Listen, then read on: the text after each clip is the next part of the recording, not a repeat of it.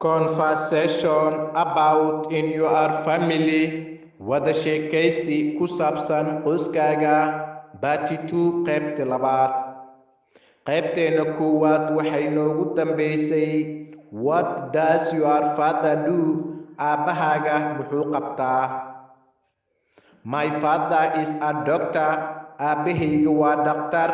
He works wuxuu ku shaqeeyaa at the local hospital, isbitaalka deegaanka. Insha Allah aan dhegaysano qaybteena labaad.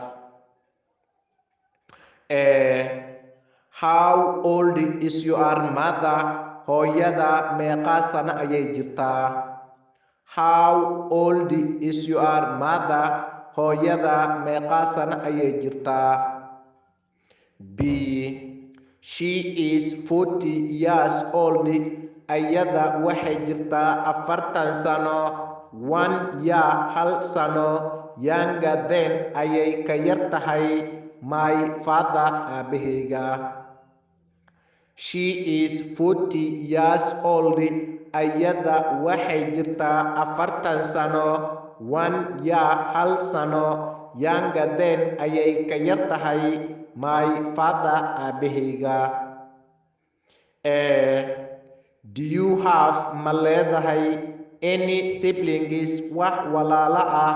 What is his or her name? Waa maxay magaciisa ama magaceeda?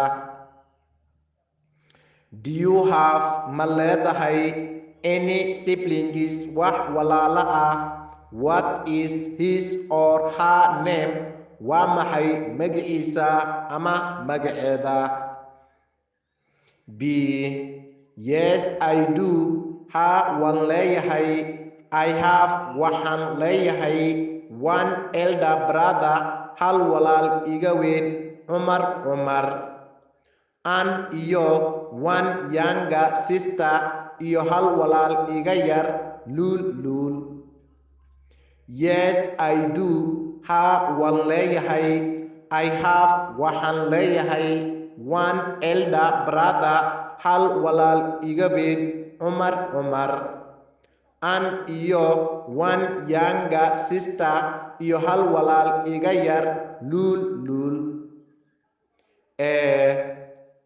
Are you the eldest among your brothers and sisters?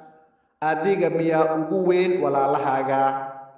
Are you the eldest among your brothers and sisters?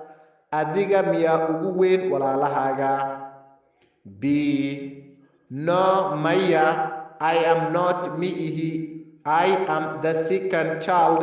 Waxaan ahay ilmaha labaad in my family qoyskayga.